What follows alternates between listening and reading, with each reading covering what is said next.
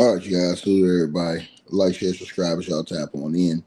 Shouts out to the whole LDBC. Let's get right into this video. So, I want to talk about the situation with Nikola Jokic and why he is basically exposed very badly when stacked against all-time great NBA big men, especially from that golden 90s era and early 2000s. And I'm not even going to go too deep into the 2000s. I'm going to stick probably with the 90s era just in this video right here for shits and giggles. So when we talk about Jokic, do I think Jokic is an all-time great player? Yes, I think he's an all-time great player. It's undeniable that he has dominated in his era. But here's the problem. Who has he dominated? See, that has to matter. It's two things that have to matter. Who has he dominated? And here's the other thing that has to matter. How does he always get extra credit when he only plays one side of the basketball? These are all see. I'm gonna tell you something. All the other bigs that we praised for the most part in the NBA history, they play both ends of the court. If you go right through the 90s era, which was the golden era of big men, which why I never could put him over these 90 era big men because they were competing against each other on a nightly basis. These dudes all were giving you 20 plus, right around 10 or more rebounds, right around 3 assists in an era where, it wasn't conducive to jacking up threes all game. So you're basically, hunting assists. But they got their assists naturally through just to how the game was, the flow of the game. You understand what I'm saying? So when you look at a guy, once again, I did a video yesterday talking about Hakeem Olajuwon. Jokic doesn't stack up to these guys because Hakeem Olajuwon defensively was out of this world. So Hakeem Olajuwon was out of this world and unstoppable offensively, and he was a monster defensively. Right there, when you have both aspects of the game, Jokic cannot surpass that. Let me repeat this again. Jokic cannot surpass that just because he gets triple doubles. When Hakeem Olajuwon plays both sides of the court at an all-world elite level, period. And Hakeem Olajuwon played against the greatest big man competition in NBA history. Game over. Game over. When you're the best offensive player some of those years and the best defensive player in the world against some of the stiffest competition at your position in NBA history, there's nothing else to talk about. David Robinson, same thing. Same thing. Dominant, the Admiral, two-way player. See, they praise guys that don't play no. Jokic's defense is laughable compared to Hakeem and David Robinson. It's laughable. So how does Jokic get credit? And it's all world. It's unhuman what we seen when he don't play no defense, and especially don't play nowhere near the level of a David Robinson. But offensively, David Robinson was still giving you major numbers offensively, and David Robinson was a monster defensively. These are facts. And David Robinson played against stiff competition on a night-to-night basis. You guys got to understand it. I don't think people understand the type of competition at their position these guys were playing. That means something. Shaquille O'Neal in the 90s. Shaq comes into the league playing against some of the stiffest competition of all time at his position. Jokic never had to do that. And while Shaq, in my opinion, underachieved to where he could have been defensively, his defense was way better than Nikola Jokic. Even though Shaq wasn't great in the pick and roll defense, Shaq was great in the rim protection. See, you cannot praise a person for playing one side of the basketball. The greatest players that we ever watched were two-way players. The greatest players that we ever watched were two-way players.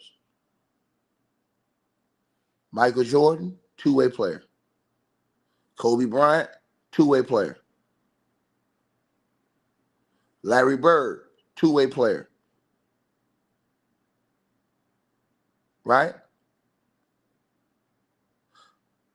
The only guy that you guys can say, we'll pick on him, and this is why he isn't considered in the top 3 or 4 all time, Irvin Magic Johnson defensively. If Irvin Magic Johnson was better defensively, man, most people would have them in their top 3, top 4. Think about what I'm saying to y'all. All these players I'm giving y'all, who they have ranked up here in the all-time greatest list, all them dudes play defense. Every last one of them.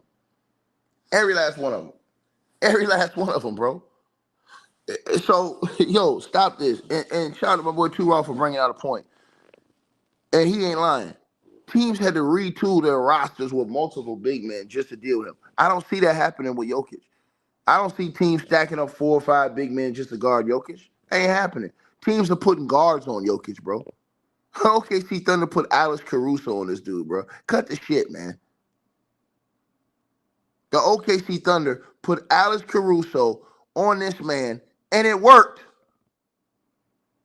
Ivica Zubac in the playoffs last year had Jokic looking human. What the hell is wrong with people? They talking about, he ain't human. Ivica Zubac in the playoffs last year had that they always want to talk about somebody's stats, but the whack attack in them didn't talk about Jokic's stats in that series against the LA Strippers last year. Why he ain't talk about that? Why he ain't talk about Jokic's output and how his ass teammates came to save his ass all during that stripper series last year? Make it make sense. Let's keep going on, right? So as I was saying about Shaq, even though Shaq kind of underachieved defensively, he still was way better than Jokic. So most of our players that we're praising all time, they were all-time greats on both ends. They played both ends. You never, listen, I'm going to say this again. Most of the time, if you didn't play any defense like Jokic, you couldn't even get on the court in that era. Coach wasn't going to play you. If you didn't play defense for the most part, he's not going to play you, dog. So that's why I keep telling them dudes, man, you guys is clowns to me, man. But let me keep going. So Pat Ewing, right? Let's talk about him. He was great on both ends. This is the part that these dudes lie to y'all about. I really think it's something wrong with people's basketball brains. I really do think it's something wrong with their brains basketball-wise, because people really come on YouTube and push lies. They push lies. And it's sad to see that people would resort to those type of Bush League tactics, but that's what they do. They push lies, right?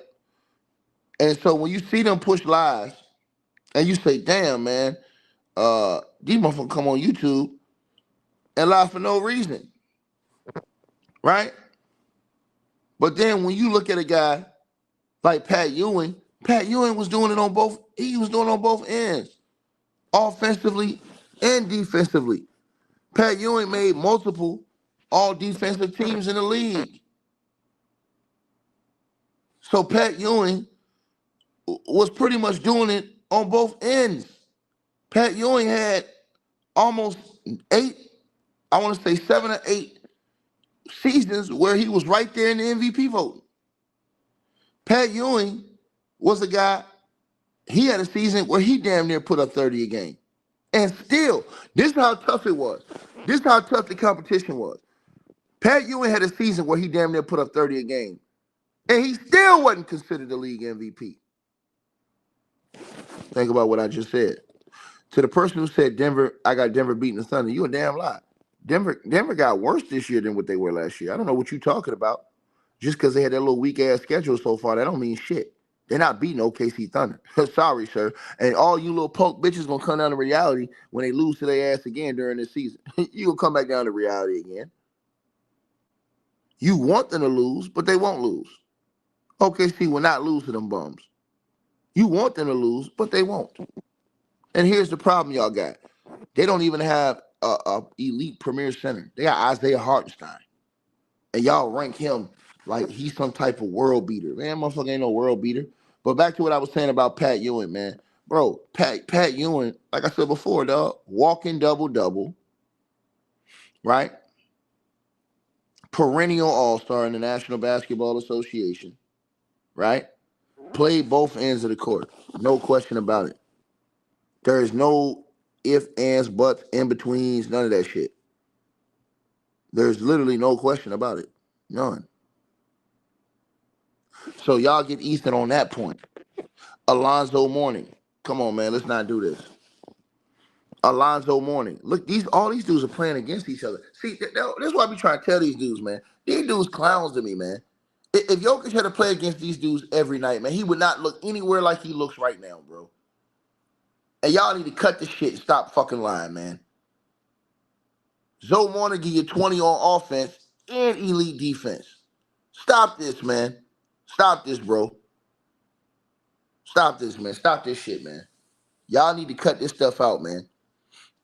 And as I said to y'all again, before and I'll say it again, man. This era benefits from lack of physicality. They don't let you play physical. You don't really have to play with your back to the basket too much. You understand what I'm saying? And they basically eradicated the big man for the most part in this era. Because why? This is a guard. And see, nobody will tell y'all this, but this is the truth. Shai Alexander is dominating in a guard-dominated league.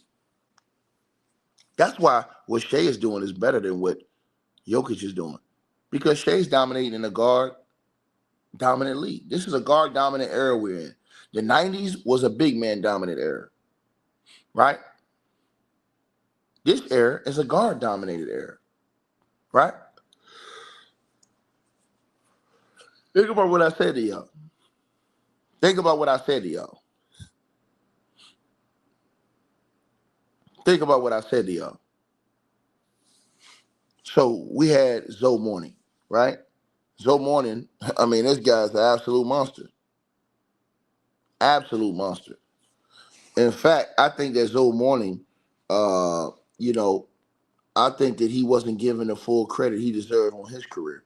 He's one of those guys that we need to talk about more, in my opinion, as far as what he brought to the table in his NBA career. You guys got to remember, man, when you're going against other guys, this guy had 2 Defensive Player of the Year awards, but when you're going against other elite players and you're putting up 20 and 10 for damn near a decade, you know what I'm saying, with not only 20 and 10, y'all, with damn near 4 blocks, 3 blocks some seasons, 4 blocks some seasons damn near. I mean, he had like 2 or 3 seasons where he's like right around, I think he's almost at 4 blocks a game. That shit is incredible. So when you look at it like that, and then like I said before, man, I mean, this dude had a stretch, man. It was just unbelievable. His stretch when he came in the league in Miami. You playing against guys like that on a night-to-night basis, man. What else are we talking about, bro? Y'all got to stop this, man. Y'all got to stop this, bro. Bro, we're not talking about it. We talked about the Bucks yesterday. We talking about Jokic today. If you mad about it, Clay Banana, I mean, you can go put a banana in your mouth. I know that's probably what you want to do with a certain banana, but that's on you. I choose not to do that. But like I said before, you and your feelings, because I'm telling the truth about this bum. And really, he's not a bum. He's just not as great as y'all say he is. He's great, but he's not as great as y'all say he is. So Dikembe Mutombo, bro, this Dikembe Mutombo won the Defensive Player of the Year award 3 times, and that's insane. Think about this: Rudy Gobert has 4 Defensive Player of the Year awards, and Mutombo only had 3. You know why? Because competition was stiff, nigga. Imagine you having to go up against. See, and this is what I be trying to tell cats. Imagine you have to go up against Zoe Mourning, David Robinson, fucking Hakeem Olajuwon, these dudes year in, year out for these big man awards, for these defensive player of the year awards and all that other shit. Think about what I just said to y'all. When your competition is that stiff, it's not easy to collect awards. It ain't. When you're playing against greatness on a night-to-night basis, think about what I just said to y'all. And I'm talking about you playing with guys who are playing on both ends. See, and that's why guys don't get to focus, just concentrate on offense when you play both ends. Right? Right? Hold on. So it was Mutombo too. I thought Mutombo only won it 3 times. I thought it was Mutombo 3 times, and then I thought it was Ben Wallace 4 times. I thought it was Rudy Gobert, whack ass, won it 4 times, and I thought that Dwight Howard won it 4 times. Am I wrong? I thought it was Dwight, whack ass, Rudy Gobert. I know Ben Wallace did it. Okay, Dwight won it 3 times. Okay. All right. So yeah. So y'all got to understand this. When you got to exert energy and actually play on both sides, you can't just sit around here and concentrate offensively every game. That's another point I'm trying to make to y'all. These guys play both ends of the court, bro. Dudes are clowns to me, man. Straight clowns, bro. You know what I'm saying? What you say? I'm looking at what you said, dog. Right? I'm looking at what you said, bro. So, Arvydas Sabonis, I can't really use him because he spent most of his, prime years overseas. So in the 90s. So I could still say he was a great 90s big man because he played half the era. He played half the 90s era. You know what I'm saying? But his best years were overseas, right? So I could just throw him in there, but I ain't gonna do that. I'm not gonna put him in there. Also, you had Karl Malone. Now, think about this, you guys, and I'm gonna say it again. You had Karl Malone, who, like I said before, Karl Malone is one of those guys, man, absolute beast, who made multiple all defensive teams. See, this is the type of shit that these guys won't tell y'all. When Whack Attack and them do all their little videos, booty hole sniffing, Jokic, they won't tell y'all this. They won't tell y'all that Karl Malone has multiple all defensive teams, right? Multiple all. These are all the big men that was competing in one era. Think about this shit I'm saying to y'all. And all of them was playing games. This is the crazy part. They all was playing games. There was no such thing. And I know Too Raw will attest to this as a basketball historian. There was no such thing as two-way players in the 90s. Because everybody fucking, for the most part, had to play defense, nigga. You wasn't considered great if you ain't play no motherfucking defense. So that had to come with the package. You had to at least be, you had to at least be above respectable defender to get that type of credit. You wasn't just scoring, not playing no defense, and motherfuckers was saying you was great. That ain't happening. I'm sorry. Not fucking happening. Just ain't happening, man. Ain't happening, bro. It's not happening, man. And Karl Malone, he got 2 MVPs in a tough-ass era. That motherfucker played all through the 90s, nigga. He got 2 MVPs in a tough era. Matter of fact, Karl Malone played through the 90s and the early 2000s. Tough-ass era. Charles Barkley, banging with them bigs. Absolute animal. Charles Barkley, undersized, absolute monster. Played all through the 90s era. All through the 90s era. Now, Charles wasn't no defensive wizard because he was undersized. But guess what? He wasn't as bad as Jokic. But guess what? That's the reason why we don't put Charles Barkley in that upper echelon. But look how great Charles Barkley was. And we don't even put him in that top 10 upper echelon of players. And that nigga's career, Charles Barkley was one of the top ranked, I would say, 12 to 15 players in the world for damn near 13 straight years. Right? So what the fuck is you clowns talking about? They don't know basketball. You can't know basketball and say this shit y'all saying. You can't. What about having to play against a guy like the Rain Man, Sean Kemp? I mean, you guys, again, y'all gonna stop doing this with me, man. Y'all gonna stop doing this with me. Because I'm just gonna start naming names that y'all not gonna be able to even, speak on, right? Sean Kemp was getting it on both ends, right? He was damn near a walking double-double for around 7 years in the league. And then not only that, right? He was up there as far as MVP rankings for like 4 or 5 years in his career. He was ranked in the top, 10 to 11 players in the world. These are facts. But they won't tell y'all this. They lie to y'all and allow y'all to sit up here and accept these lies. What about Tim Duncan? You guys putting Jokic past Tim Duncan? I want to have a serious conversation. Are y'all really putting Jokic past Tim Duncan?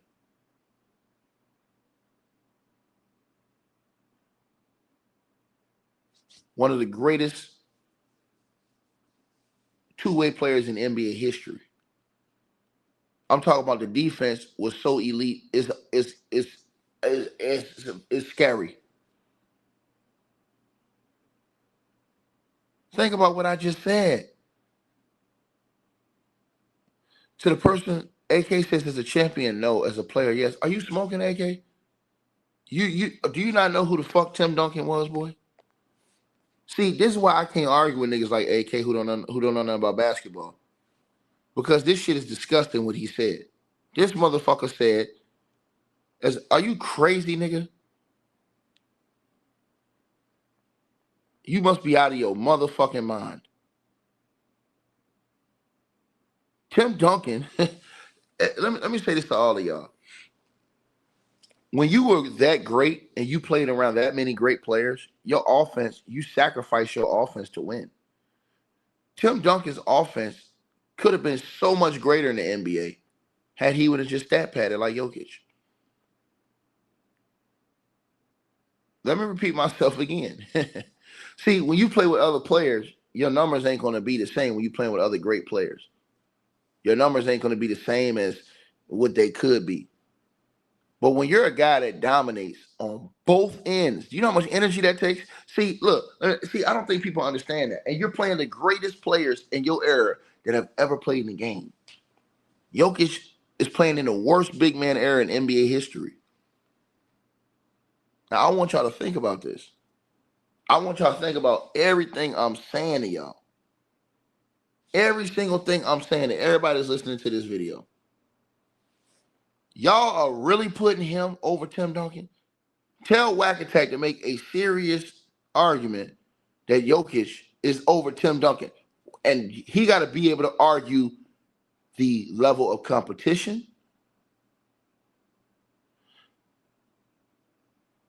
the fact that Tim Duncan plays on both ends, the skills of Tim Duncan. Tim Duncan was an underrated passer. Underrated passer. Tim Duncan was. These dudes are out of their mind. They're out of their mind. Right? So if he even opened his mouth to say Jokic is better than Tim Duncan, he's a motherfucking lie. Right? Then I'm just gonna throw other dudes in there you would have had to play against on a night-to-night basis. You'd have had to play against Chris Webber. You think about this. I want everybody to think about this. These motherfuckers would laugh. Oh, Chris Webber. Man, Chris Webber was passing that rock like a motherfucker. I don't know what y'all think about. Chris Webber was like that. But and you just think about just him just being another great big man out there. A dude who played at an MVP level 5 straight years in the league in Sacramento. Right? Nobody said Jokic is not better than Chris Webber. I said I'm just throwing him in here as another great big man that you had to compete against on a night-to-night basis. I'm not throwing him in that, oh, he's better than Jokic. I have Jokic clearing Chris Webber. But I'm saying Chris Webber, these are the great type of players. In the 90s, you're playing against every night. Not no fucking Isaiah Hartenstein. They ain't putting no Alice fucking Caruso on you. What about Kevin Garnett? Who already was all NBA by 99. He was already like, I mean, absolutely on both ends, Kevin Garnett. The rim gonna need a hard net. Right? I'm just telling y'all this right now, bro. Kevin, you having to compete against these guys. And Kevin Garnett, again, one of the best defensive players in the world for many years, and was the best defensive player in the world a couple of those years. Especially one year. The 1 year he won it over there, and what you call it? In the beam. But he, like I said before, you can say that. We talking about 90s big man. Jermaine O'Neal ain't talking about him. He ain't 90s. He's 2000, sir.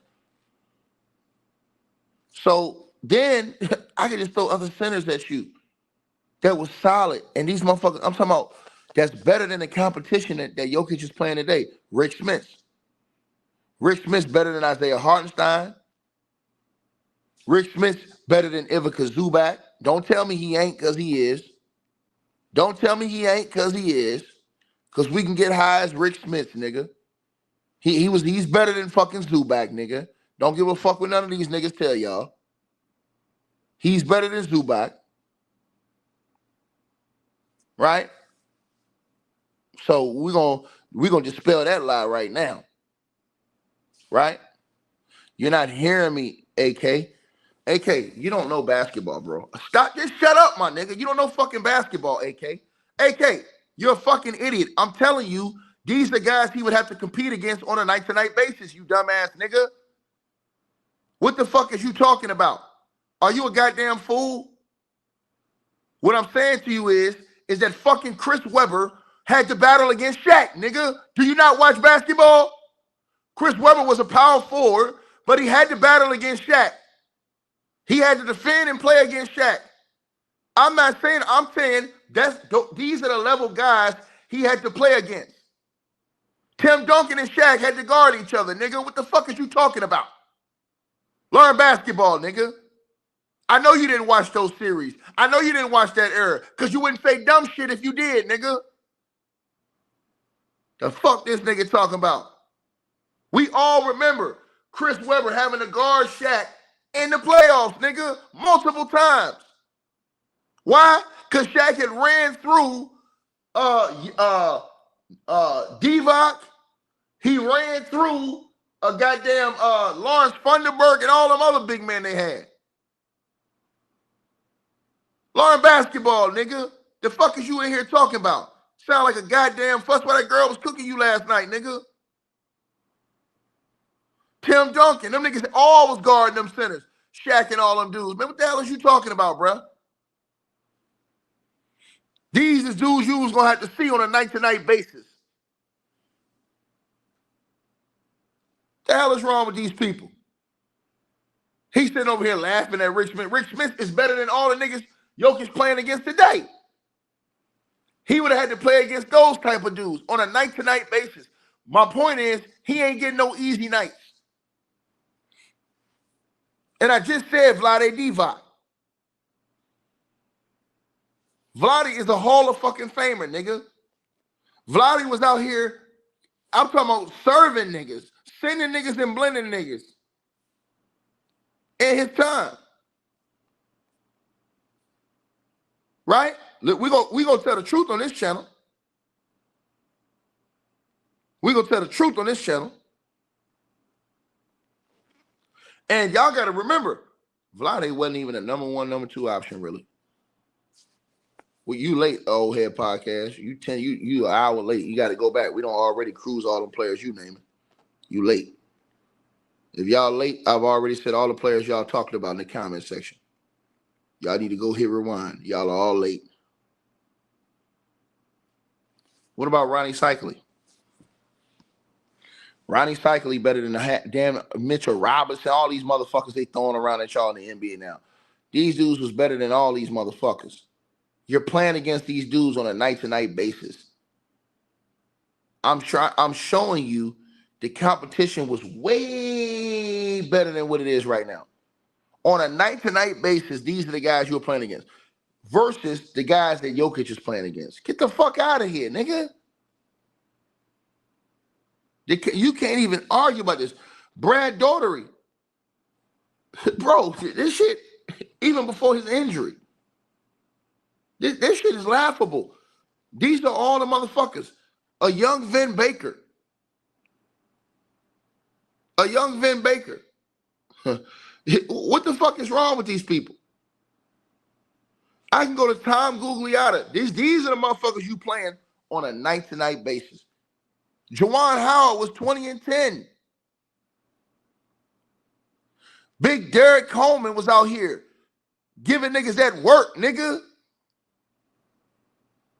You had to go bang against guys like Eldon Campbell on a night-to-night basis. What's wrong with these people? I ain't saying that Jokic ain't better than some of them dudes I named. I'm saying them dudes I named is better than half of all these big dudes he's playing today.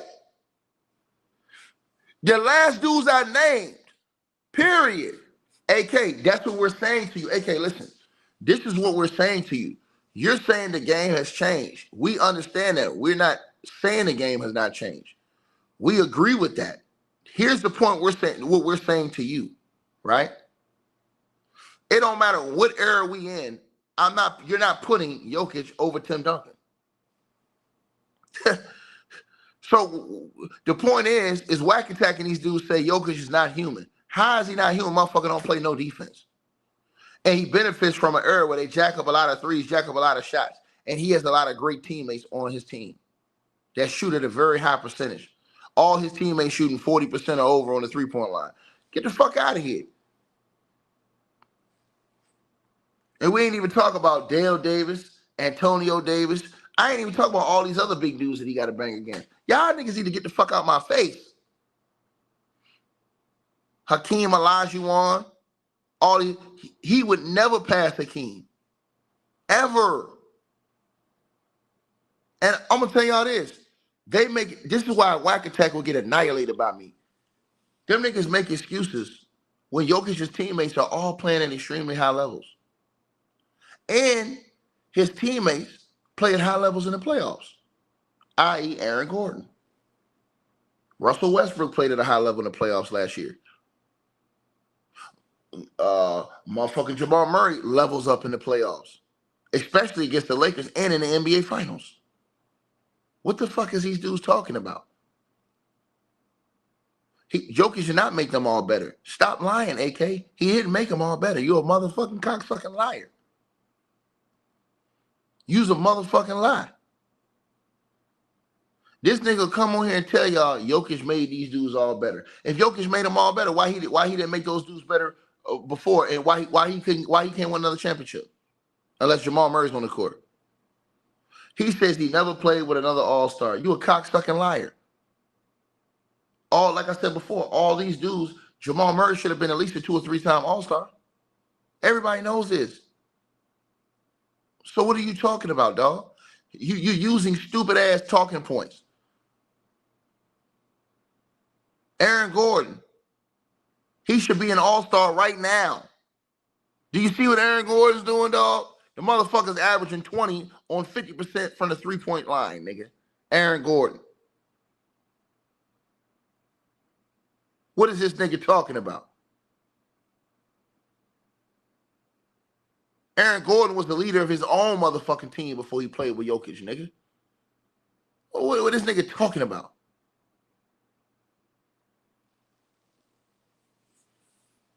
Michael Porter Jr. would have been the #1 overall pick without Jokic if he didn't hurt his back. Nigga, learn basketball, nigga, instead of just saying dumb shit, AK. If Michael Porter Jr. never hurt his back, he'd have been #1 overall pick. You don't got to believe me. Ask Atlantean, ask Herm, ask any of them niggas. Michael Porter Jr. hurt his back. That stopped him from being the #1 overall pick. This nigga says Aaron Gordon just now started hitting threes. You a fucking liar. He shot 43% from the three last year, nigga. Fuck is you talking about? He shot 43% from the three last year, AK. Shut the fuck up, nigga. Shut the fuck up.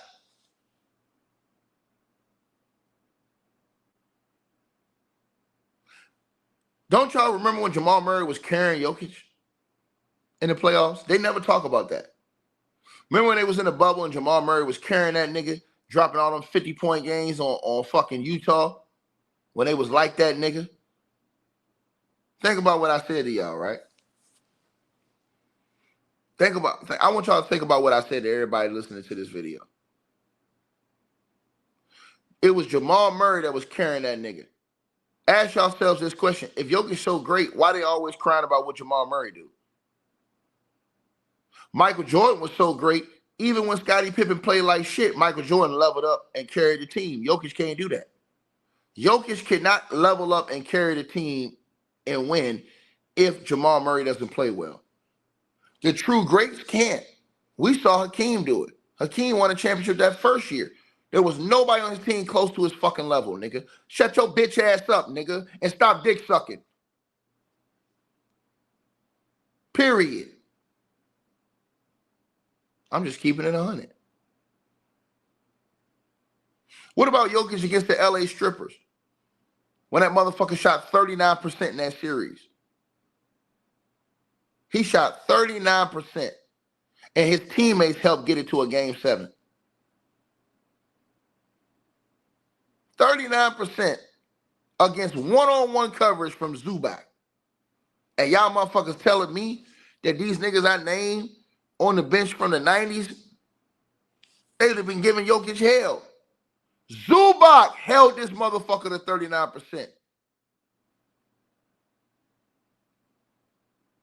AK won't talk about that. That's why I told y'all when I was arguing with Mass last night.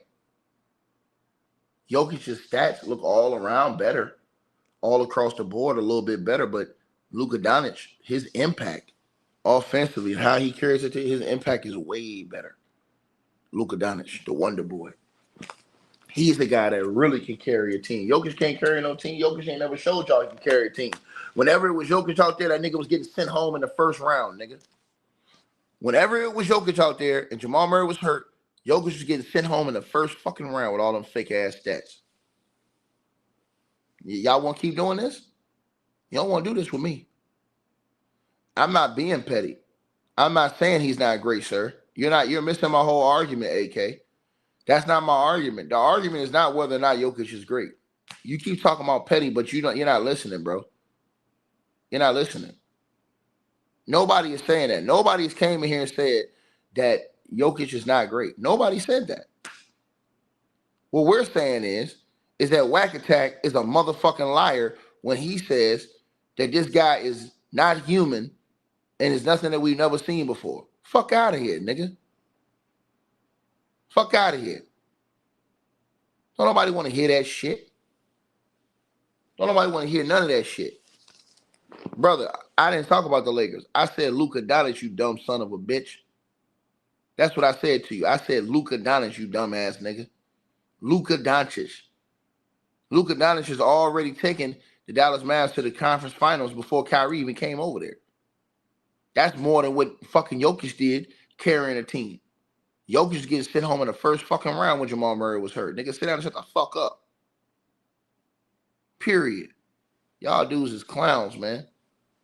Y'all dudes is clowns, bro. You said tell you where Monte Morris and Will Barton are now. Monte Morris is with the Indiana Pacers. Cocksucker. Since you asked me where he's at. Monte Morris is with the Indiana Pacers.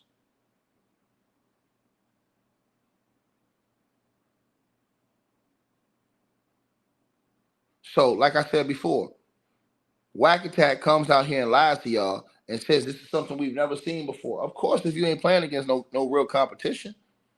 Joel Embiid, that motherfucker always hurt. AD always hurt. That's just real competition. Giannis get that nigga the blues every time Giannis play that nigga. Giannis get that nigga the blues. Every time Giannis play Jokic, he get Jokic the fucking blues. So these are the only bigs he playing against. Make it make sense. And I know y'all gonna come in here crying. Oh, come on, Ticket Man. Why are you doing this, man? Shut your bitch ass up. I got the career head-to-head, you dumb son of bitches. That shit don't work on me, motherfucker. Giannis clears on all levels, bitch. Nigga. Bitch, nigga. Giannis clears on points, rebounds, and blocks. Jokic clears on assists. That's it. That's it. That's it. Real talk.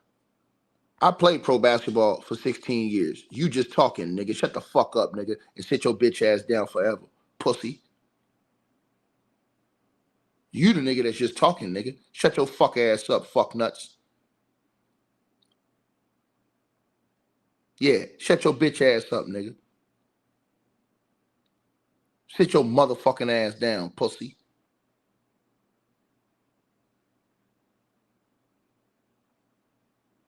Once again, Jokic is not better. What are you talking about? Giannis clears him in points, rebounds, and and blocks. What are you talking about, AK? AK, shut the fuck up, nigga. You sucking Jokic, nigga. Come on, man. I'll show you the game by games, you dumb son of a bitch. What the fuck is you talking about, nigga? I'll show you the fucking games. You sound stupid as fuck, nigga. You's a ridiculous fuck.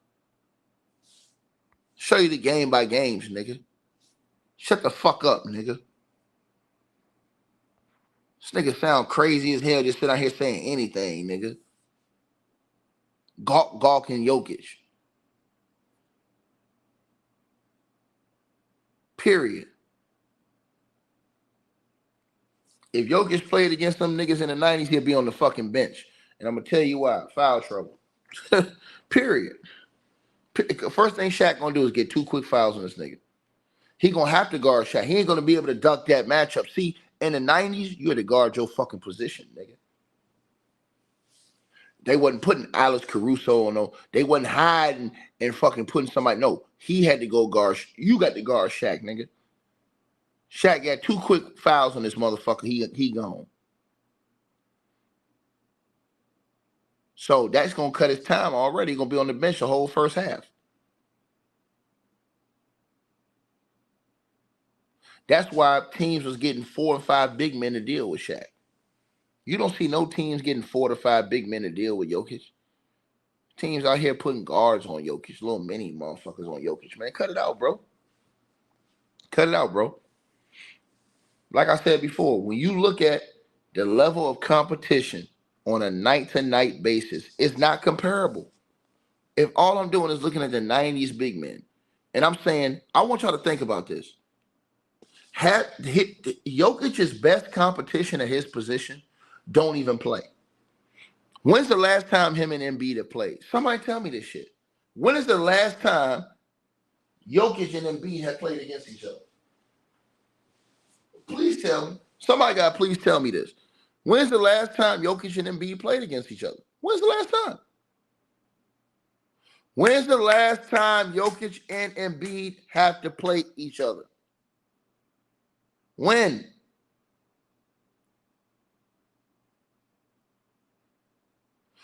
So you're not really playing Embiid. You're not really playing AD that much because they always hurt. Then, let me say this to y'all. Then, all the other dudes is mediocre. You outweigh Sabonis by 70 pounds. You outweigh Bam by 100 pounds.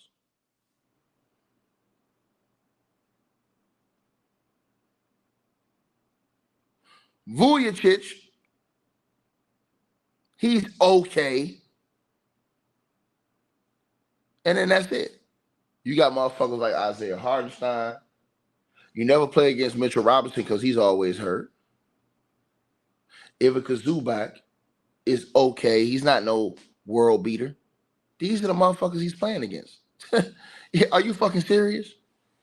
If he played in the 90s on a night-to-night basis, this is who he playing, y'all.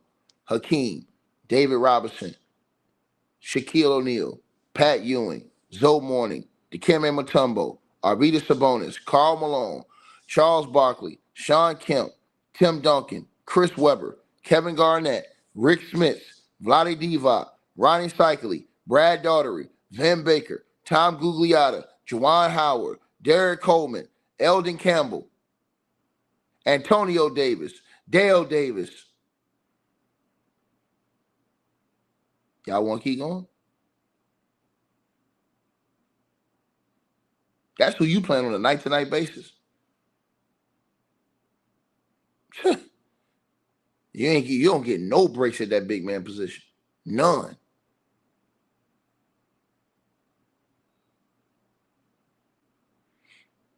Every night, you got to get out here and bang.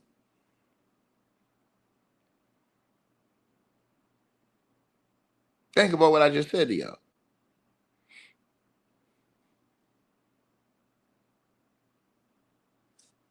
So I'm just keeping it real with everybody that's watching this video.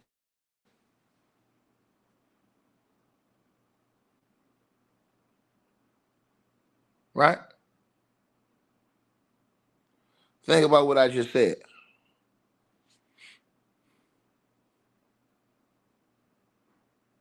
So y'all already know what's up, man. And this is what we talking about right here. Right? AK says Shea would kill the Jordan era. Well, the Jordan era was different because the Jordan era, you were able to hand check. That would have really gave Shea and these guys problems. See, right now, Shea and these guys have freedom of movement because there's no hand checking. And I think everybody needs to really harp on that. When there's no hand checking, you can do whatever you want to do, especially when you're able to push off on a defender. When there's no hand checking, you can just go out there and just play free like that with no hand checking. Shit, nigga. Y'all already know what that is. You ain't got no hand checking. AK, what up, boy? What's the deal? Hey, look, I'm not disagreeing with your premises, but what I'm saying is this. Nigga, damn near 95% of all these niggas wouldn't be able to do shit back then, though. No, that's not true. What I'm saying to you is Who? this. Other than Steph? Hold on. Maybe. Let me answer. What I'm saying to you is this, though. I'm not saying Jokic ain't great. That's not my argument. I think Jokic is great. That's not my argument. My argument is you got a nigga named Whack Attack that's running around here fucking lying, being a racist, calling black men bootlickers and shit like that. But he's out here trying to say that Nikola Jokic is not human and we've never seen nothing like this before. I said, bro, that's easy to say against his level of competition in the era he's playing in. Well, he didn't have to play against the competition at the big man spot that those guys who were truly great in the 90s that played both ends, like Tim Duncan, like Hakeem, like David Robinson, these motherfuckers that was winning MVPs. Yeah, I had to rethink that. I had to rethink that. Against. He ain't better than Duncan. That's my point. Hold on. That makes a big difference. So I said to him, there's no way that I can even put, if you're saying all this about Jokic, you still can't put him past Tim Duncan, Hakeem Olajuwon, one of them guys all time. You still can't put him past Shaq. That he was that dominant. Motherfuckers was getting 5, 6 big men on the roster just to deal with Shaq. They ain't doing that shit for Jokic. No, I'm starting to see what you said. See, this where we getting it wrong at. Have I ever seen Jokic's skill set before? No. But is he better? No. I had to think about Duncan. He ain't better than Duncan. Until he could play D, which he never will, I don't think he can ever. That's my point. The prerequisite back then for anybody that was called great automatically play both ends of the court. They ain't even call you great if you ain't play both ends of the court. And that's my point from yesterday. We Go ahead. can't just sit up here and give all-time great status to somebody who only plays half the damn game. He's still And all-time great though. No. Hold on. We're saying that he doesn't rank over those. We're still putting 3, 4, 5 guys over him at his position maybe because 6. of that. Because of that, AK, he'd only play one half of the ball. I mean, I ain't gonna lie though, y'all. For a dude that can't run the jump, I'll take 6. The man can't do. The man is unathletic, bro. Like he doing this Well, we're shit. not. Hold on, but that doesn't mean nothing. I can tell you guys that were non-athletic that were great defenders anyway. They're still very good defenders. I'm That just talking doesn't about mean. offensively. No. I'm saying that doesn't. Hold on, but that's because of the way he's allowed to play in this era. You got to remember, there's no hand checking, no physicality. All that shit has been outlawed in this era. Well, I could say, nigga, with Dale Davis and no, nigga, I could barely see No, hold Giannis on. doing any of this But shit. those He were doing. guys. Hold on, those were guys that were big bodies that was gonna bang, rebound because that was a physical. They allowed you to play physical in that But what era. I'm saying, I When don't we see Giannis doing what he doing then against them niggas. hold on, no, we're not. Hold on, we're not talking about Giannis. We're not Yeah, saying but that. I'm talking about everybody. We can't just do No. You ain't. Jokic. Hold on. My argument ain't about Giannis Antetokounmpo. We talking about what a certain dude said about Jokic, bro. Yeah, I don't know who that dude is. Okay, hold on, but that's what we're talking about. We ain't talking about nothing else. But if we gonna open that up with But we're one, not opening it up. Hold on, AK. We're bro. not opening up. We're responding. This is a debate that you don't even know nothing about. Okay, well, at least do you agree with me though? No, I'm not talking about that. We're talking about this. We're talking about this dude said that Jokic is not human. That none of these dudes can fuck with this dude. We're responding to that. We ain't trying to get into the whole other argument about. We're not talking about that. We talking about this. Can I ask a question to Right now, he's not AK? human though. But bro, hold on. That's what we're talking about. This dude is running around here calling black NBA players bootlickers and all kind of shit, bro. Yeah, We I don't talking know about nothing something else, about that. bro. That's crazy. I don't know Yeah, nothing we about talking that. about. You gotta. I'll send you who I'm talking about. Yeah, So I you don't even know. know who you talking about right Yes, now. because when you see this, then your whole opinion is gonna change on what you saying to me. Us. All right, man. Well, Yeah, well, dog. Yeah. So let me ask that's what AK we're this answering. question. Let What me up? Go ahead, Martavis.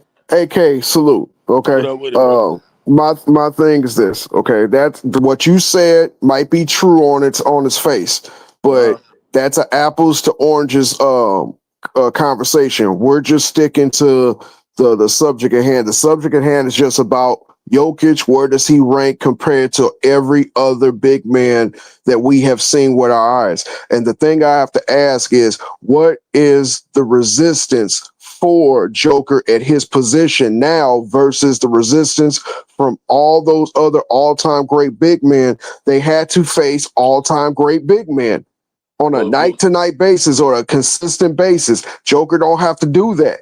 So well, yeah, well, his numbers can look inflated because there is no resistance. right. But see, and then, but what I'm saying is, well, then I didn't really think Joker could do nothing because a lot of the teammates he passed to, there's no resistance for them either. For him to even look good, like nigga, you got Murray and them like just blowing past niggas that ain't even touching them, and like the resistance in general is what is why the Jokic look good though. And I agree with that. He could I just agree pass with to a that. nigga and they just drive to the hole. There's no hand checking. There's no nothing. So that's what I'm saying. Like, if I'm talking about this, well, damn near, I got to compare his whole team to a team back in the day, and I don't really see him being able to do nothing. Hey, If we hold going on. Hey, AK, hold on 1 second. To this go nigga ahead. right here.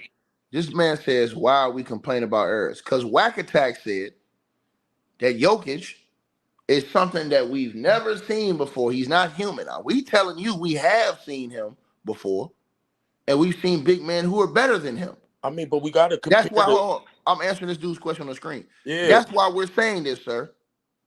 The error is there to compare. Like, that's why. the error. Like, So what the you fuck? asking, why are we complaining about errors? That's why we're even talking about that asshole light.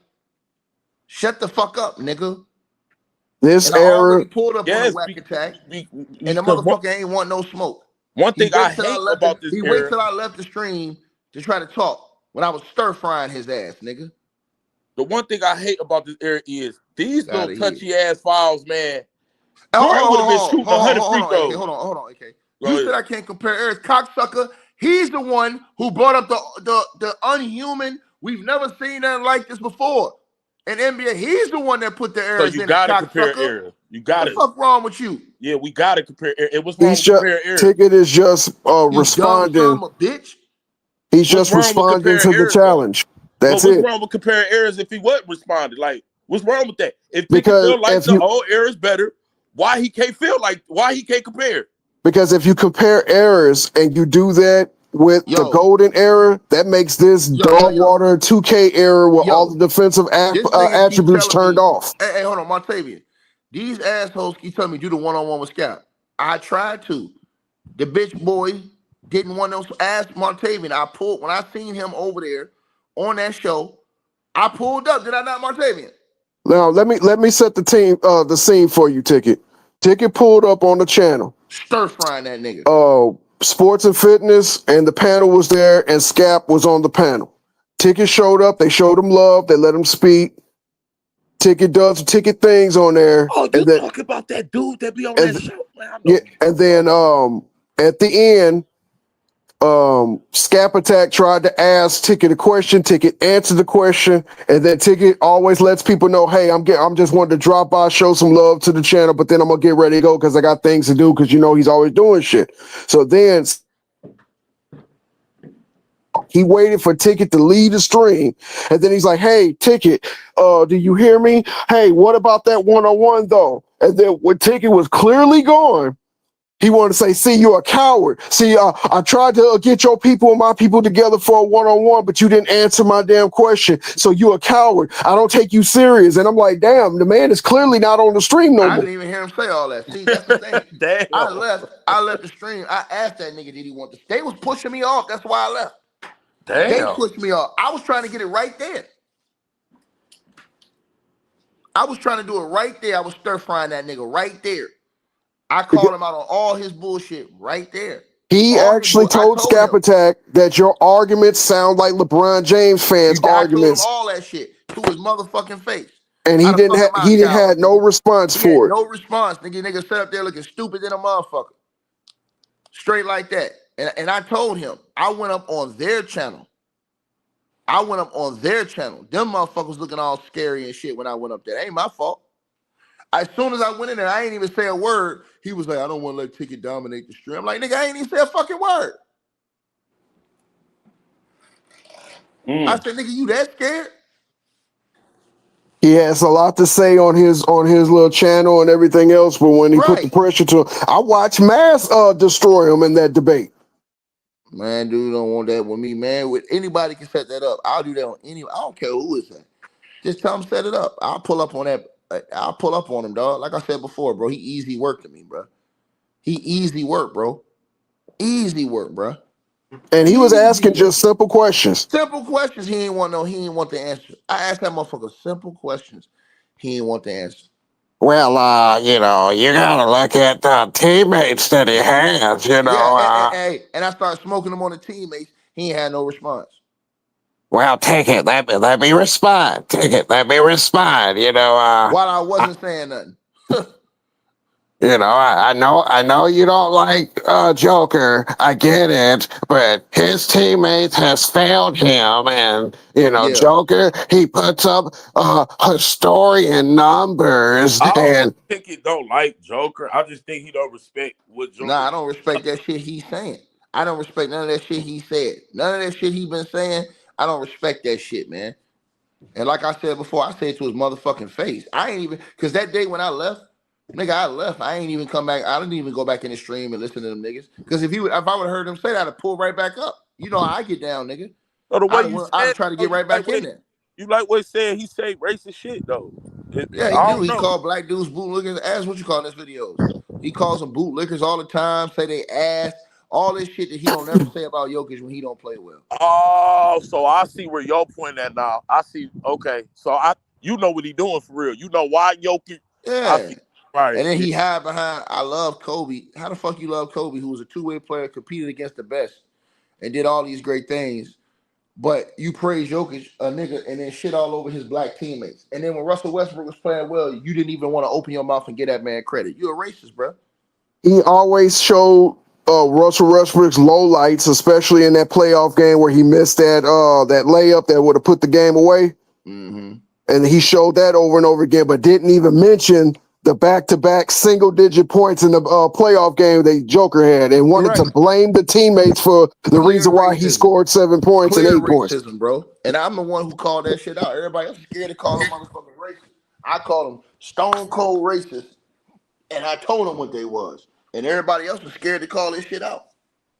Yeah, I'm gonna clarify myself. The reason I feel like Shea is the best ain't because he black. It's because of what I see, his demeanor, this nigga killer instinct, everything. That's why all this racist shit niggas doing. I think that to the shit dude corny, who man. says, bro, he talks so highly on Kobe, man, that's a mask, bro. But it could be a bullshit you're not a cover white up dude. though. You're not a white dude running around here calling black dudes bootlickers and saying that they're But you asses and fuck with craps Kobe. and all that other shit. But you don't say that shit about Jokic when he don't play well. Well, You let's find just a reason. And then he talked all that shit about Shea last year, about how Shea ain't this, how he ain't that, how he playing on an all-world team, and then he got all-world teammates. But then when Shea wins the championship, right, he don't want to give Shea no props for real. He mad as a motherfucker. And then this year, when Shea basically ethered every single point he tried to make negative against him last year by coming out here smoking the whole league without his second best player, even in sight, the only other all-star on the team, he ain't made one video showing love to Shea because he's a fucking hater. But he'll dick suck Nikola Jokic, talk all that shit about Jokic, and Jokic is behind Shea with all them role player teammates he had. He blamed Michael Porter Jr. when Michael Porter Jr. was averaging 18 a game last year, shooting 40% from the three and damn near 50% from the field. But this year, the guy who replaced him, Cam Johnson, he don't want to make a video criticizing Cam Johnson because he know he gonna look like a fucking idiot for talking all that shit about Michael Porter Jr. But that's just what he do to black players, Yeah, though. because Cam Johnson ain't doing shit, bro. Hey, real quick. I think we could all agree. Hakeem Olajuwon, Jokic not fucking with Hakeem, right? Jokic is not fucking with about half the 90 Right. centers. Yeah, I was about to I say don't know about all David that. I Robinson don't would know about all that. give Jokic fucking nightmares, in my Half opinion. the 90 centers. I've seen Big Country Reeves give Shaq problems, so that means he will Man, give come on, Joker man. problems. We ain't doing that though. Yeah, but I We know ain't one just thing. naming anybody, bro. It's a select 5, 6, 7 of them that we all right. The rest of them, they just would have gave them fixed. That's what I say. Yeah. So let me ask you this: the type of And I want to physical. clarify. Hold on, real quick. I'm gonna let you go. Shea is killing everybody's biggest thing about him. Remember they said he could shoot threes? Boy, that motherfucker stroking that bitch. Go ahead. That's why I love you, AK, and That nigga salute. Shea stroking them threes this year. I don't know what the hell. Every year this nigga come through and be like, oh, I can't do this. All right, well look what I've been doing all. That one game against Houston, that nigga went 1 for 9 ever since. This nigga three is like, oh, point. Wet. It looks fluid. I'm talking about he just be step back, bow. I'm like, damn, go ahead though. See, and that's one thing I could commend. That's what the greats do, bro. Add to their game. They're not Bro, that nigga went over satisfied. both the They threes. don't settle, bro. Shea looked at it last season and was like, how can I get better? That And three. exactly what AK just said. If he gets a more consistent three ball, now it's just chops with him. Like, you just gotta hope he miss at this point. Bro, he's You know what I'm stepping saying? back and eyeing niggas Yeah, like yeah. in their face though, Yeah. three. I'm like, And that's what the damn. greats do, dog. That's what the greats do. They get better. They find a way to get better, no We were matter just what. we were just having this conversation a couple of months ago. You look at players and you judge them off of what they look like from year to year. Did you add something to your game in the off season? Did you Yeah. become a better shot selector? Did you become a better ball handler? Did you do this? Did you do that? Your game Yeah. will speak for For itself. itself. Yep, But yep. the biggest thing that we are watching is Shea is adding to his game. So the way they're getting off to a hot start lets me know that last year was not a fluke. They got Yeah. off to a very great hot start. They was like 16-2 last year, flirted with 70 games, and it looks like they're flirting with that shit again. We haven't seen this since the 96, 97 Bulls going 72-10 and then going 69-13. So and then winning back to back. They finished it with a three-peat, but the biggest thing that I like is the mindset. I can look at him and tell that he's starting to mature mentally of how he attacks the game. If my team needs me to go out there, put up 40, I would do that. If they need me to do 25 and get everybody else involved, I can do that. If I need to sit and let the game come to me for 3 quarters and then attack in the 4th quarter, I can do that. So when you look at that, you're looking at consistent offense all the way around. And let's not forget, he still can defend. So when a player is an all-around player playing both sides of the ball and another player is just dominating the stat sheet, but his defense leaves a lot to be desired, the one that's an all-around player, two-way player, gets the nod in my book. Yeah, his D is okay when Williams not there. He got to kind of preserve some of his energy for offense, but when Williams is there, that nigga Shea, man, he all around. Ain't nobody fucking with him, bro. Like, steals, blocks. This nigga lead his team in blocks. Steals, blocks, 3-pointers, mid-range, in the paint, draw fouls. Like, Hey, if there's man, one series I want to see, this like Jordan with a 3, bro. I might catch some flack for this. What? If there's someone I want to see match up against Shea in the finals, it's Cade Cunningham, bro. Well, you might get your wish. I hope so. Hell no. That's my They ain't ready. MVP right now. They ain't ready. They I don't 11-2. think that. Jaden Ivey Man, not even back yet. Hey, listen, They let me tell you. 11-2. Jaden Ivey not even back Hey, yet. let me tell you something, man. Every year, that division with the Cavs, Pacers, Pistons, it's always one team. Last year was the Cavs doing this shit. They're not ready, bro. They're going to look good. They're going to be what the Cavs was last year. But you can't just say that. You got to give us a reason. Because They they ain't don't. ready. It's Ain't a not. reason. They're too young. I feel Bro, them. They're too young. I didn't have to give you all the reason to talk about my own team. I just see what I see. Like, I told Tick, man, the Cavs are, oh no. I'm like, man, look, I watch them. All this regular season shit is cool. But the playoffs, bro, Oh, it's different. Absolutely, Duran ain't for about to sure. be doing that 25 a game shit, man. Come on, bro.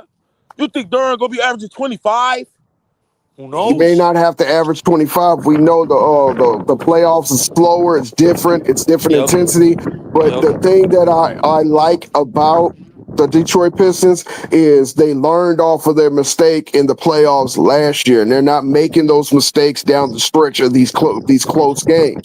You got to So give Tick, them credit for growing up. We will see what they will be at the end of the year. I do agree with you, but your record don't necessarily lie. Let's go back to the Cleveland I Cavaliers mean, of that's last what They're year. on a Bickerstaff. 9-game winning That's streak what right now. Bickerstaff. Hold on.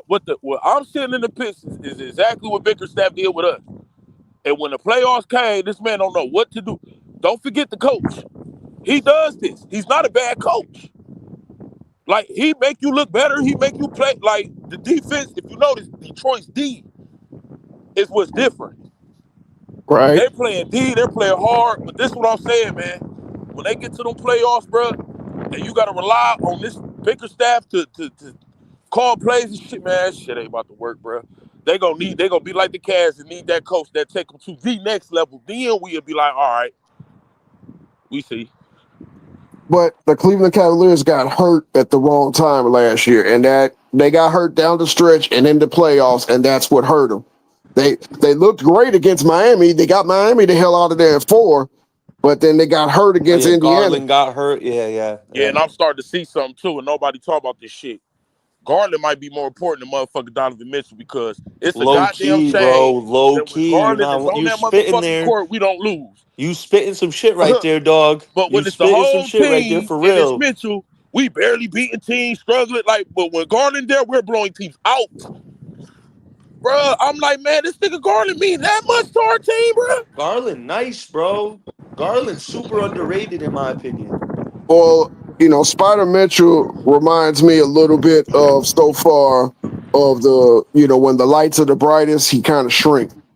Yeah, Yeah. that seems to be his claim to fame. We saw him win 60 plus games in Utah, couldn't get out the damn second round. We saw him, multiple years have good, solid, serviceable teams, couldn't get out the first round. Yeah, if you would have told me that at the end of the year that Cleveland winning 65 plus games will not even get out the second round. I for sure thought it was going to be Cleveland and the Thunder in the finals. I did too. But that nigga Garland, man. That nigga got hurt, man. What you supposed to do? And he settles for three way too damn much for my taste. Oh, shit. You said he do what? He settles for three way too much. Who, Donovan? Yeah. Yeah, you not even no three. Like, man, who the hell gave these niggas the green light to just jack up shit like this? Like, Donovan, when the hell you become Steph, bro? Yeah, everyone think they Steph now. Like, when did this That's why I happen? say everyone thinks Steph Curry had a positive impact on the game. I think he had a negative impact on the game, if you Well, ask me. you can't blame Steph for copycat. That's just No, I'm not blaming Steph. Not everyone could shoot like that, but I'm just saying, like, what he did to the game. I feel like fundamentals have dropped in this new era of basketball players. Sure, they're more athletic, but the fundamentals are gone, bro. They're but gone. I You that's mean, see not guys like Steph's fault. Jalen Brown can't go left. Amen Thompson cannot dribble with his left. bro, Well, that's Amen Jalen Thompson Brown. can't shit go so left, far. bro.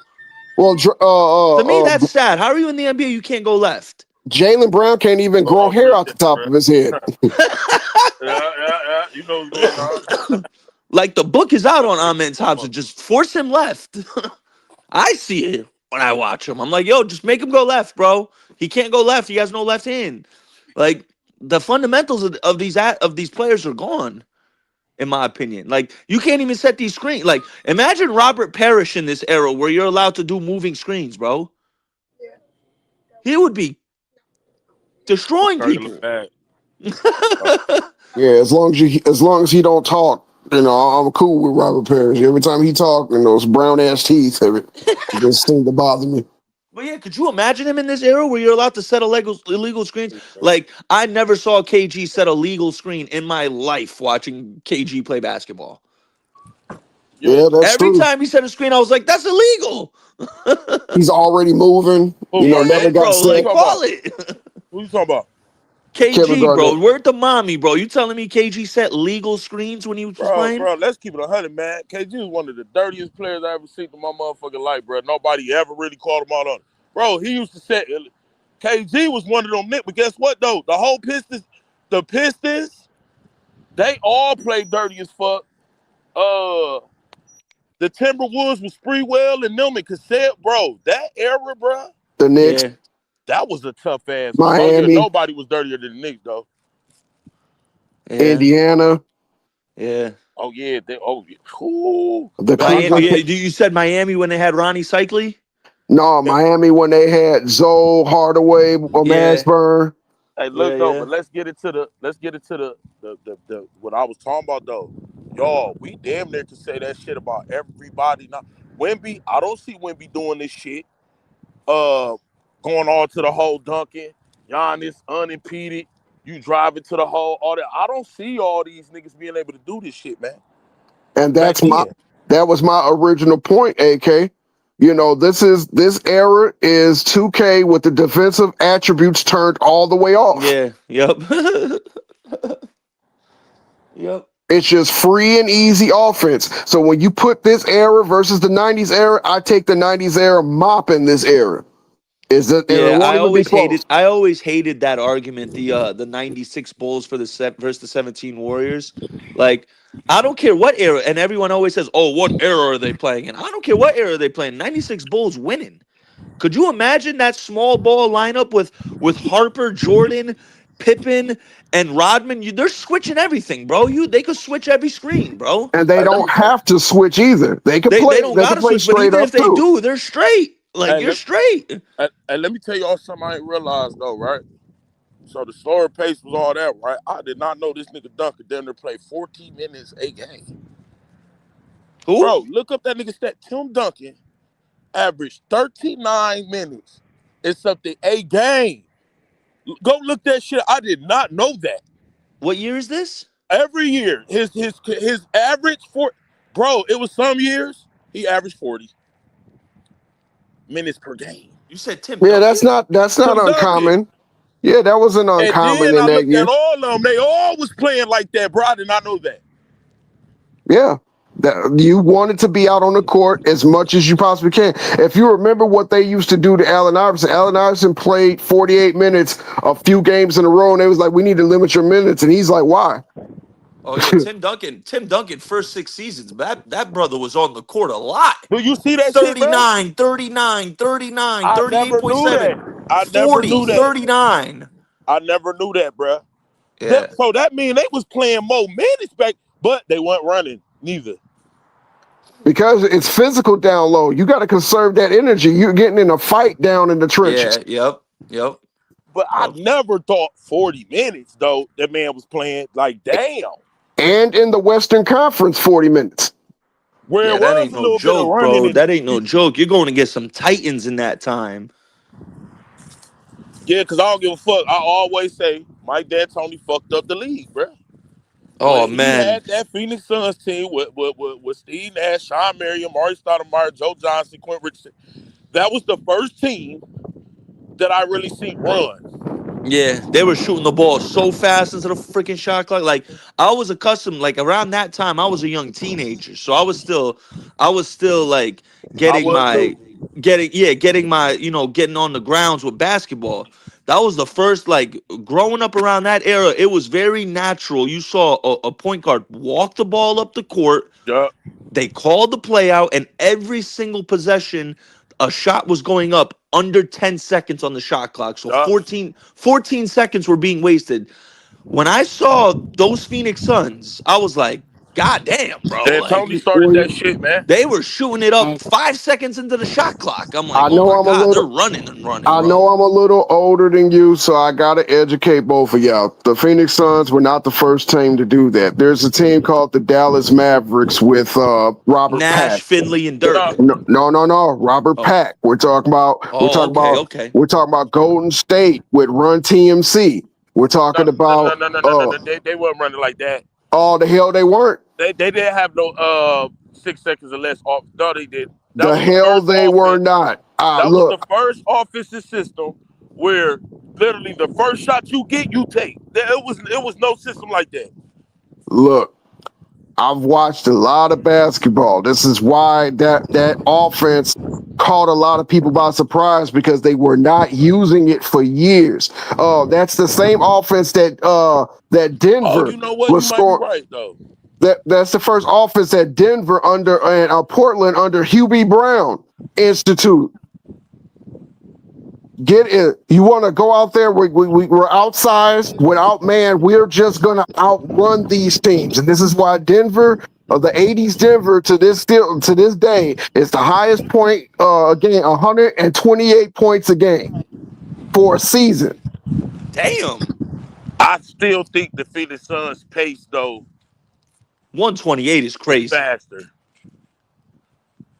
Nah, you gotta be running and gunning to average 128 a game. And you think no, but they Hubie? was running and making. The Suns always wasn't making though. Okay, wait. It's on. It's Hubie Brown and that other Portland coach that went to the finals with Stotts, not Stotts. No. Went to the finals and won it with what's his name? The redhead, Bill Walton. I forgot his name. He passed away. But he was the coach passed away. He was the archetype to the run and gun offense. Because that's why redhead that coached Portland. Well, no, the redhead is Bill Walton. And you're right. They scored 128 a game, but they gave up 129. And it wasn't Leonard Wilkins. It's a white coach that beat the Philadelphia 76ers and Doug Collins when he was playing. Not Rick Adelman, right? Jack Ramsey. Thank you, Chad. Jack Ramsey. He was Jack Ramsey, yeah. Yeah, he was the archetype of the run and gun. The get it up, get it in, get back on defense. And everybody, just like Air Coryell in the NFL, everybody bit off that and made their versions of it. The West Coast offense, the run and gun, the run and shoot. Jack Ramsey was the one that started the run and gun. Okay, well, we could at least say this. When that bitch ass nigga D'Antoni bought it back, it never left. Okay. And it got worse. Like, That's Every funny. team did it. Because what I'm saying is, back then, you're right.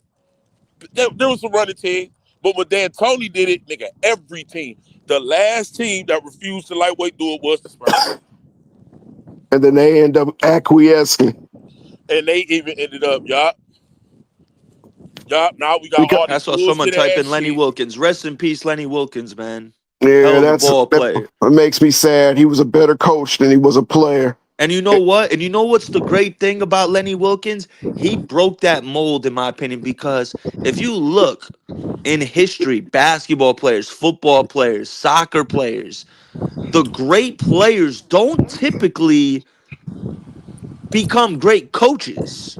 You know what I mean? Like Phil Jackson wasn't a great basketball player, but he was a great coach. Like to me, he was one of the first people I saw who was an elite player and also an elite coach. You know, more times than not, the elite players, they're not great coaches. Like Magic Johnson wasn't a great coach. Magic Johnson wasn't a great coach because he didn't like saying no to people that he needed to say no to. That's why it Yeah. didn't work. Like Larry Bird was a great coach. He's one of those other ones. Great player, also a great coach. Because Larry Bird is like he's with the shit. Like Yeah, he yeah, is with the shits. you know. Well, Lenny Wilkins was that same person. He was with the Yeah, he was shits. with the shits. Yeah. Those Cleveland, those 80s and 90s Cleveland's teams was, I would say, is the 90s teams that should have won one but never didn't because they kept running into the GOAT.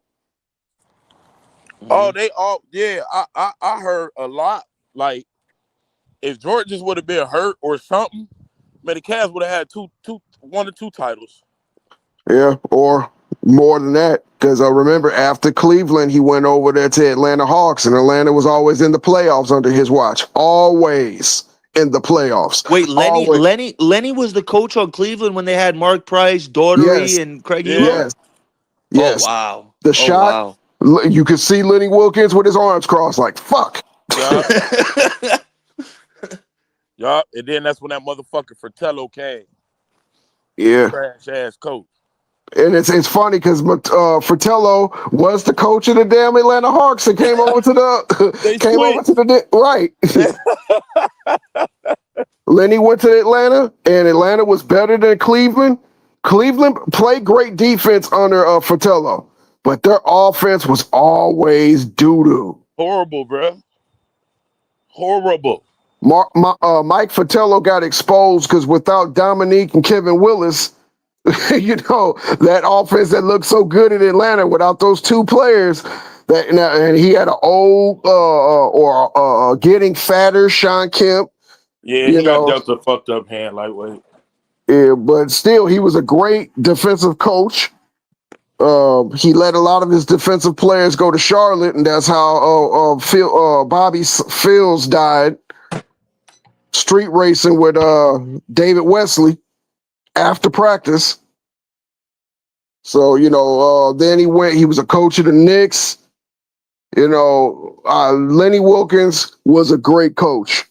Great coach. He just ran into either the champion or he ran into the GOAT. But he was great at what he did. And sometimes it be like that. He was a great interviewer. He was a great motivator. A lot of times he got fired because of pressure from the owners. It had nothing to do because he didn't know how to coach.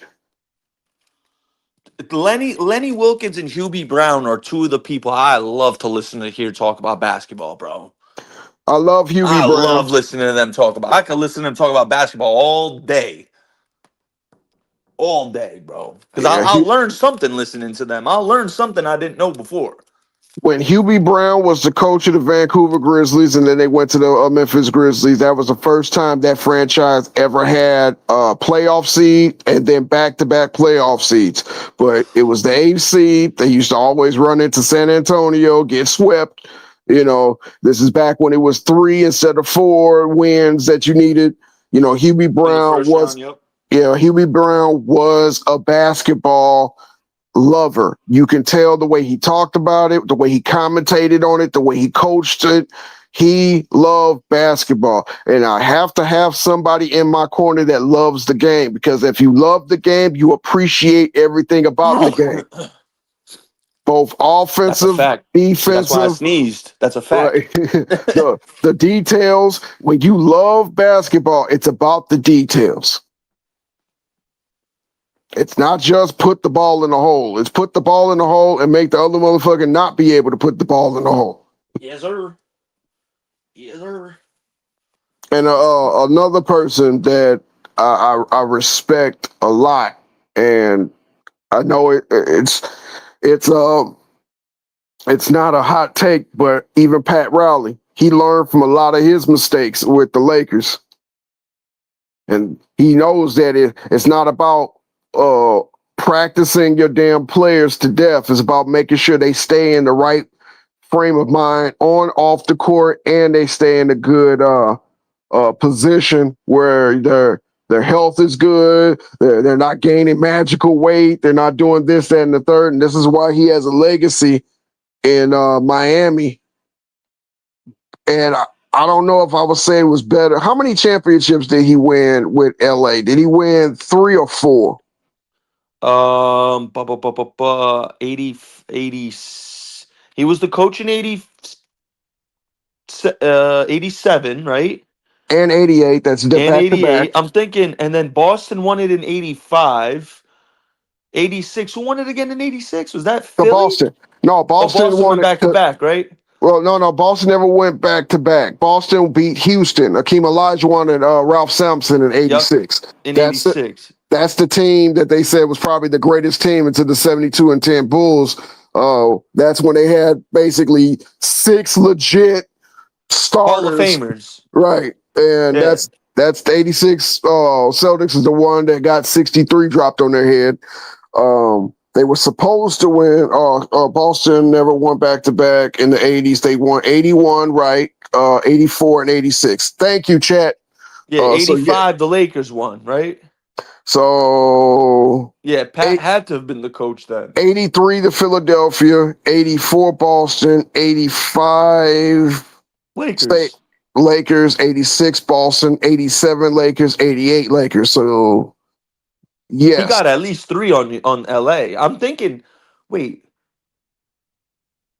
80, was he there? I think the first one. Was he there the first one? No, No. that was the coach that they say Magic got fired.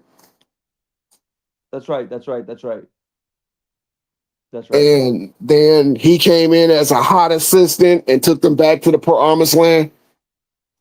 So I will respectfully say 3, but I will have to fact check that. But I think his legacy with Miami trumps his legacy with the Lakers because of the longevity and Paul Westhead. That's it. Oh, Thank you again. he was the coach in 82, bro, when they won it, Pat Riley. So he got 4 as the coach of the Lakers. Oh, they won it in '82? Yeah. Was that 82, again? 85, 87, and 88. The Lakers won the championship, and Pat Riley was the coach. All right, cool. So he got 4. Yep, as a Laker. Yep. And he got 4. We got 4 as a Heat. Yeah. Yep. Yeah, that was the Magic game 7 in '82. That's right. Because that's what made the Sixers come back and dominate the league in '83. They went out and got Moses Malone and did Yeah, I was about to 4-4-4. say, bro, is it crazy? Is it crazy for me to say I'm still not putting Jokic over Moses? Nah, rest in peace, Moses. I'm Rest not in doing peace, it. Moses. I'm not doing it yet, bro. I'm not. I can't. Oh I yeah, he can't does. yet. He only has 3 with the Heat. Thank you, Mike Miller. Wait, but 3 as what? As the coach of the Heat, or just being like Well, the he got president one. He got 1 in '06 as a coach. The rest as of the them is coach? as Yeah, a executive. as the executive. Yeah, That still counts because he had to build the team. absolutely, absolutely. Yeah, but to Look, me, Moses Malone is super underrated all time. Moses Malone is underrated. We got I think as much as I didn't like the Spurs, I think David Robinson is underrated. He gave up his early career to serve his country. What would he have been if he was allowed to come into the league when he was over there being the admiral? You can add another 5-6 years to his legacy. That's a fact. You know who's a player, in my opinion, in this era? If I just take their skill set and I look at their attributes and I apply them to this era, how this era is played, bro, Chris Webber would be a monster in this era, bro. Now look. Okay, we're gonna have to stop right there because I I'm have. serious, bro. Wait. Hear me Yeah, out. Hear me yeah. out. As much as I loved Chris Webber, from Golden State to Washington to Sacramento, where he really made an impact, Chris Webber shot himself in the foot more in his career than he needed to. I mean, that's true. We And should be talking about Chris Webber and Charles Barkley neck and neck. That's what we should be talking about, but we can't. Yeah. So you're saying Chris Webber underachieved as far as you're concerned? He underachieved massively. Now, I feel you. to be fair, he was cheated in 02 with that bullshit.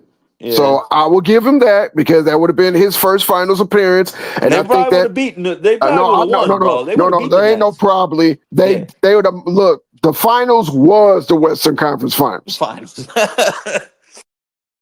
Whoever came out Everyone of knew that the was winner going of to that be series won the whole right. thing. He was gonna. You might as well just wheel the damn ring in and the championship in, and just let them play a couple of exhibition games for the finals. But we all knew, the whole league knew, that whoever won the Western Conference Finals was going to be holding the chip up because New Jersey was not going to be able to hold anybody on fucking Sacramento.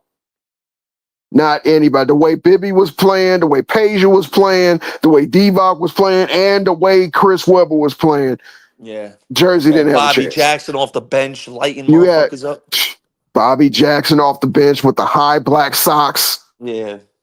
You know what I'm saying? There was no way. That was my microwave Johnson growing up. Vinny Johnson. That was my Vinny Johnson growing up. Because my pops used to always tell me how Vinny Johnson was pivotal for those Detroit Pistons teams, because he would come in real quick, bang, bang, bang, light some up on the scoreboard. And then that was my generation. I remember watching Bobby Jackson come off the bench. I'm a young teenager. I'm like, yo, this dude coming in, he's scoring 8 points in like 3 minutes, bro. Like It is very, very pivotal how those 2000 teams were constructed. I fucked with Bobby Jackson when he got drafted by Denver. And then that's when he had the high White Sox, and but they had Dan Issel. They didn't know how to use him. Buried him on the bench, brought him in as a novelty. And then after, I think he only got 3 years with them. Once his contract was up, he was like, I'm out of here. Because he wasn't being used the way he was supposed to be used. And I love watching him go to Sacramento and show his worth. He won a lot of games off the bench for Sacramento. A lot of games. Didn't they have a young Turkoglu too, right? Yo, Sacramento had a little squad, bro. They had young Turkoglu. Gerald Wallace was on that team. Oh my God, that's right, bro. Yo, that team was stacked looking back at it now, bro. They had all same the thing with the defenders. 2000 Blazers, bro. When I look at the 2000 Blazers roster, I'm like, holy shit. They had young Jermaine O'Neal. Wait. Not only young Jermaine O'Neal, they had Jermaine O'Neal, Zebo, they had Rasheed Wallace, and then they had Gary Trent Sr., who was a power forward. Detlef Shrimp, Scottie Pippen, Greg Anthony, Bonzi Wells, Steve Smith, Derek Anderson, Derek Anderson, Damon Stoudemire. Damon Stoudemire and Smitty. Yep. And now imagine that same team, but with Sabonis. But with a younger Sabonis, bro. Like, imagine Sabonis came to the NBA a little earlier. Because when he came to the league, he was like 35 when he came over here, right? Coming off of a devastating leg injury that should have took his career, and he still was. You have to remember, in that 2000s, he took a break and then came back. he retired and came back in like 99, 2000, or I think 2000 into like 02. I was pulling for that Portland team because I like the jersey. You know what I'm saying? And I was really pulling for Scottie Pippen. Like, damn, if he can beat these Lakers, the Lakers almost blew a 3-1 lead fucking with the Portland Trailblazers. You know, that's something I have to remind a lot of younger cats about, because everyone says, you know, the whole narrative, oh, Shaq carried Kobe and Kobe needed Shaq and da da da da. I'm like, do people realize that game 7, bro? They're down what, 15 going into the fourth. If they lose that game, let me The take a lot of narrative these. changed. Let me take the viewers back. Let me flashback for everyone. If they lose that game, bro, they blow up that team. The Lakers team, that dynasty never happens, bro. There were murmurs at that time. If the Lakers don't make it to the finals or win it, they're blowing up Shaq and Kobe. And Shaq only had 2 points in the second half. So Kobe saved that dynasty, bro, as far as I'm concerned. He saved Kobe, it. Brian Shaw, and because Brian Shaw was huge. because he hit like Yeah. 4 He hit a few 3-pointers. threes. Yeah. He was Yep. just going nuts. My thing is this: we got to stop with the narratives, especially if you didn't live through it, see it with your own eyes, live and in living color. Sabonis has locked down Shaq from game 5 to game 7 at that point. Old He did. ass, slow Sabonis locked down Shaq. Shaq was, because remember, Shaq fouled out in Portland. He fouled out in Portland. That's how they forced it to game 7. Yep. Now you So tell me, bro, because you're a little older. Am I wrong? Would they were talking about the Lakers blowing it up if they didn't win I it don't that year. think they would have blew up it for Shaq and Kobe. I think everybody around them was expendable, but the nucleus of the team was Shaq and Kobe. Now, they didn't have their beef until after the second title. The first title, it was the way it happened. It was great. Kobe got a chance to advertise that he's just not along for the ride when Shaq fouled out against Indiana and he was able to keep the game close and then eventually win the game in overtime. But after that 2001 campaign, when they beat the 76ers and went back to back, Kobe solidified himself as me and Shaq are on the same level. Yes, Shaq might get the finals matchup that he needs, but Kobe was the one that got him to the finals. Shaq was falling out in these playoff series against big centers and San Antonio, and falling out against Sacramento, and falling out against Portland, and even against Rockets with Yao Ming. He was having problems with the big centers. Kobe was the one cooking the shit out the damn cooking the shit out of the two guards, guarding the two guards. And at one point, he was guarding Steve Francis and Damon Stoudemire in the playoffs. Because I remember looking at and listening to the game where Isaiah Thomas saying, oh, it's a good idea that Phil Jackson put Kobe on Damon Stoudemire because Damon Stoudemire is a herky-jerky type of point guard. You need to match his quickness with a long defender. Because Damon Stoudemire was cooking the shit out of Ron Harper. Now, Ron Harper was an old man, and remember, they had Derek Harper, too. They were too old to guard those perimeter players. Those young guys, yeah. Yep. So, after the second championship, that's when the beef started. That's when Shaq was coming in training camp, out of shape, overweight. Kobe coming into training camp, ready to do business. And that's when the philosophy of both of them started to go in opposite directions. Keep this in mind, Tri-State. Yes, sir. They squashed their beef, and I'm talking about Kobe and Shaq. They squashed their beef, but it was a question on ESPN that sparked it back up briefly when they said, if Shaq was in shape, how many championships would you have won? And Kobe said 12. Shaq clapped back and said, well, we would have won in 04 if you would have passed the ball. Kobe clapped back and said, well, I wasn't the one coming into training camp 60 pounds overweight, was I? So that lets you know where the mindset is. Shaq wanted to enjoy Shaq his got summer. lazy because he knew Kobe was a Exactly. dog. But remember, and when they squashed their beef, Shaq said to Kobe in his face, and I'm glad they did it while Kobe was still alive. But Shaq said, I could take the summer off. I could come in out of shape because I knew I had you. And you seeing Kobe shaking his head slow, and he was like, I wish you wouldn't have did that. And hold on, now, right? See, to me, those little things, to me, maybe I'm wrong, but this is the only I can only talk about the way I view it from my perspective. That to me says Kobe was more important than Shaq, bro. That to me says Shaq needed Kobe more than Kobe needed Shaq. Right And there. let Shaq me saying it right there to let me me just states let me just Shaq say him needed him more. let me just say this. Are you ready? Yes, sir. Ding, ding, ding, ding, ding, ding. You win the daily double. That's a fact, bro. Yes, absolutely. I agree, bro. For real.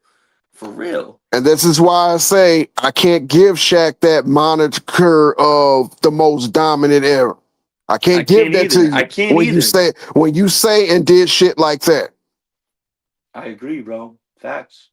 There was never a hacker Kobe. Yep. There was Crazy. never a game plan to get Kobe so far off his game that it's downright comical how this is working. When they instituted the hack of Shaq, Shaq had to be removed from the game because it was such a detriment. We can't just sit up here and revisit history and put in what we think happened. Uh-huh. What actually happened was Shaq became lazy. He started to smell his own shit. And Kobe was like, oh, nah, if you're going to take this time off, it's my team now. I'm the captain now. Hey, When it's a fact. From 92 to 98, Shaquille O'Neal was under 500 in the playoffs. He was 32 and 34 from 92 to 98. And I think we could all agree he had a squad in Orlando. So that Shaq is the most dominant ever. And when he got to LA, that's when we saw Shaq become Shaq. But my question is this: how much impact did Kobe's work ethic get Shaq to become that dominant? Because my question is this: we knew Shaq was great in Orlando, but when he got to LA, that's when we saw Shaq take another step. My question is this: was it him seeing Kobe's work ethic that got him and motivated him to get as dominant as he is? You know what? You get where I'm getting at, bro? Like, No, I see where you're going, and I will say this. Shaq was good in Orlando. He became great in LA. And the reason why I say that is because a lot of those playoff series that they lost in Orlando is, you could say the Nick Anderson game, but that was only one game.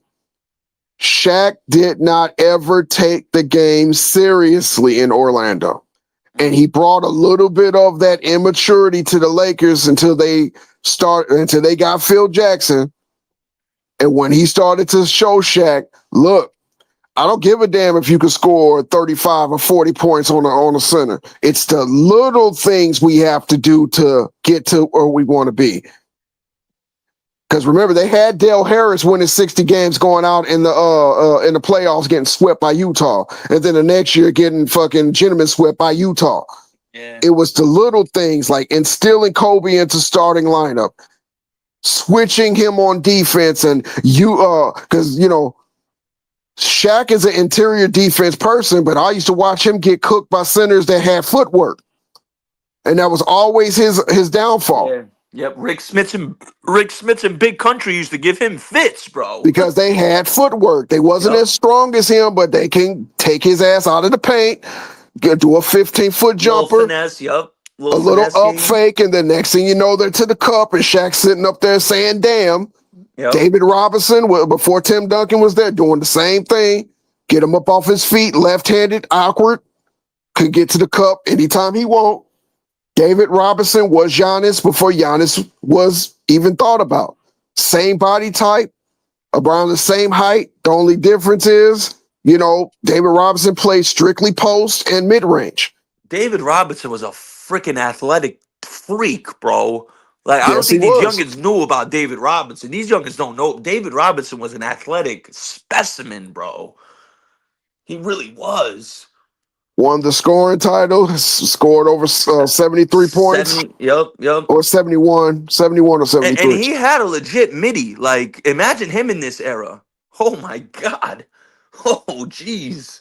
We Talk would about not unguardable. we would not be talking about Jokic.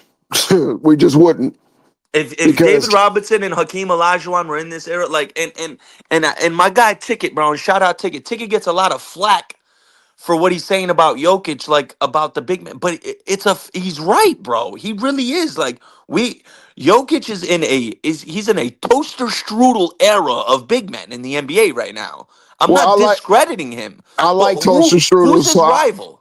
I would not use toaster strudels because they're delicious, especially when they're warmed up. But I would say a cold Pop Tart because I hate cold Pop Tarts. Yeah, you feel what I'm saying, bro? Like, Flaky, who's his dry. rival? He don't even got a rival. His rival is getting ready to start collecting SSI, and that's Embiid. Yeah, bro. That's his own real competition. But the thing about Joker that I can't give Joker credit, Joker's not the one running his mouth. Joker does play hard. I wish he would put that same mindset that he has for offense on defense, and then this narrative will change. You want to know why this narrative will change? Because when you're playing both ends, your offensive numbers are going to dip a little bit. A little bit. Yep. And it takes a special athlete, especially condition. That's why I loved Kobe so much, bro, because it didn't matter. Like, everyone says, oh, he threw up so many shots. Do you understand? Like, I got to question all these people basketball knowledge. Like, do you understand how hard he plays on defense? The amount of shots he takes, like, to still be going 100 miles per hour at the end of the game, bro, that says something about his conditioning, bro. Like, his conditioning was top tier, bro. Not only Top that, tier. we gotta admit one thing: Kobe never saw a shot that he didn't like. Number one, okay, if he liked it, he's pulling it. Okay, Yep. so the confidence of that is one thing. If he kind of could scale that back, and that's the reason why I would never put Kobe over Mike. Because Mike will always systematically kill you, surgically kill you. He will go back to the same move over and over and over again until you stop it. And he will be talking to you. But Jordan was never let me just take this goddamn shot to see if I can hit it. Let me pull up from half court to see if I Let can me hit pump fake 3 times. Right. And see if I can get the and one. The thing that what made Kobe and Jordan different, Jordan used less movement to get the same type of attack. Kobe at times will over dribble, will, again, like you said, pump fake 9 times, spin, pivot, and then pull the shot. Jordan was a little bit more, I need to kill you, and I need to kill you now. Kobe was, I'll play with my food, then I'll kill you. But with that being said, yes, playing both ends of the court gets me to a point where then I have to rank you honestly with the rest of the players that play both ends of the court. When did it become normal for commentators to say, well, he's resting on defense because he has to do so much offensively? I used to never hear that. Now I hear people giving excuses and reasons why star players are resting on defense. And to me, that's bad. That is bad. That is like this is why I can't stand the Russell Westbrook hate. I don't know how you feel about Russell Westbrook. Me personally, I love Russell Westbrook. I've always loved the way he played the game, the way he approached it, how hard he played. Could you imagine if James Harden had Russell Westbrook's effort? What the player would be? First of all, he'll cut off that nasty ass beard, number one. But number two, we would be talking about James Harden in a different light. Exactly. If he played with the amount of effort and heart and defensive intensity like Russell Westbrook, we'd be talking about James Harden like one of the greatest of all time, bro. If he had that. We'll be But talking like you about just him. said, We would talk about him top 10 at least. literally, Without a title. Let that sink in. That's facts, bro. That's facts. And that goes to show you to piggyback exactly what you said. Like, Me personally, I love it. Don't matter if you a guard or a center. You got to be a two-way player, bro. You have to be a good defender. And I said this back in the bubble when my Lakers beat the Nuggets. I said if Jokic gets his conditioning, all Jokic had to do is get his conditioning up and play more defense, and that's exactly what he did. And they ended up winning the title. Not only that, that bubble Disney Invitational tournament that they did exposed Jokic. It just did. And the reason why I say that is because he had a equal talented big man that was ragdolling him Yeah, on Dwight the was giving him defensive end, fits. and he couldn't do shit with him. And Mhm. we can agree Dwight Howard was way out of his prime and still doing that. Oh yeah, 2020. Dwight was done. He was already gone. My thing is this: true basketball lovers know what the assignment is. Offense and defense. We can't pick and choose which one we're going to do and which one we're not going to do. We Yeah. have to play both sides. I can't score 35 and me and you are playing and I give up 38 and say I had Bro, a good that's my game. thing with Luca, bro. That's exactly my thing with Luca. Like, no, I'm not questioning Luca's offensive ability. He's one of the most offensively gifted players in a very long time. My thing with him is I can't respect someone if he's dropping 40 and like you said, he's giving up 40 on the other end, like willingly, like, hey, just off lack of effort. I can't fuck with that, bro. Look, Luca is a front runner. Just let just bear with me while I explain myself. Let's Mhm. just go to the last 3 games, okay? Okay. Let's go to last night's game. Yes, he had 41. They conventionally beat the fuck out of the Bucks. Luca over there running his mouth and pointing to the crowd and all that stuff. Where was that during the OKC debacle? I see where you're going. I got you. I'm with you. We So on the same did you wavelength. have the same energy when you was getting clamped? No, you didn't. You only act like that when you're up by 15 or more. You don't act like that when a team that's in your ass with no grease. So all I'm saying is this. He needs to keep it consistent.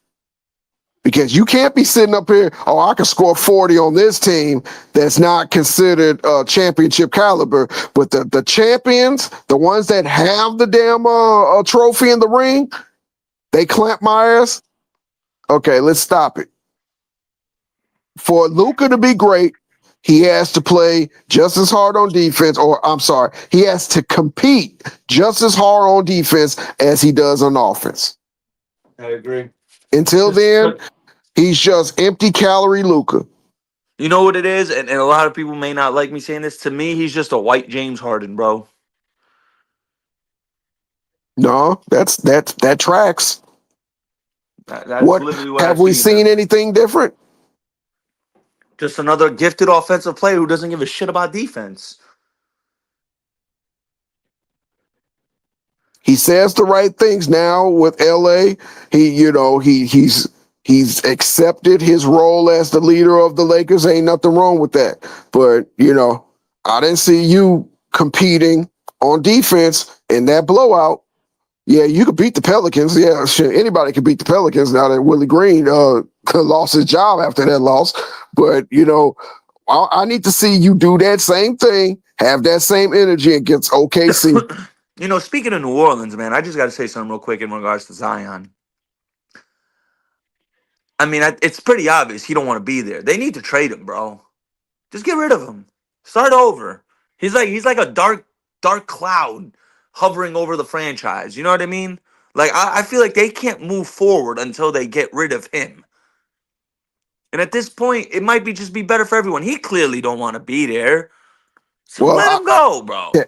can I really come off the top rope with you? Yes, sir. Yes, sir. He never even wanted to be Wanted to drafted be there. there. I hear you, bro. I hear you. It was something about that draft night when I saw his face. I'm like, he don't want to be there. I'm good on body language, bro. Like, you know what I mean? Like, my father always said, God gives every human on this earth a gift. It's just your job to find out what it is. Mine is reading someone's body language. When I saw Zion, I was like, bro, he don't want to be there, bro. I swear he don't want to be there, and I'm right. He definitely don't want to be there. He want to go to a big market, and rightfully so. Like, and then once he gets to that big market, we might start seeing him ball. Like, he's But another one. Like, Ticket gets on Kawhi for the fake injuries. I think Zion might be on the same type of time, low key. I really but do. but the difference is we seen the best of Kawhi. We have never seen the best of Zion. Zion. That's true. That's the stark difference. Now, if Mhm. Zion came out those first 2-3 years and we see amazing shit, not one game amazing shit, 2 game shit, and then injury, we need to see you string 75 to 82 games of this is why you went number one. Yeah. We never seen that from him, and I don't want to hear, well, if he goes somewhere where else, he'll be motivated. So that millions of dollars that they paid you didn't motivate you? Yeah, I never understood that. Millions of dollars doesn't motivate you, like. We played, trained, and got ready for playing basketball for free. For the Let love of the alone, game. if somebody said, "Hey, I give you $5 million a year to play basketball." I guarantee you, quit your job, I hire will be you a working personal my trainer, ass off all day, every day. hire you a chef, and Yep. just be getting at it. And guess what? You'll be adding to your bag every year. Yep. Because this is not just something I love anymore. This is something I love, and this is my career.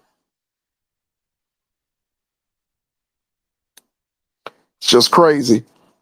But that's the state of the where we are. This is what Jordan's saying. When you pay them before they did anything, they have no motivation to get better. Mm-hmm.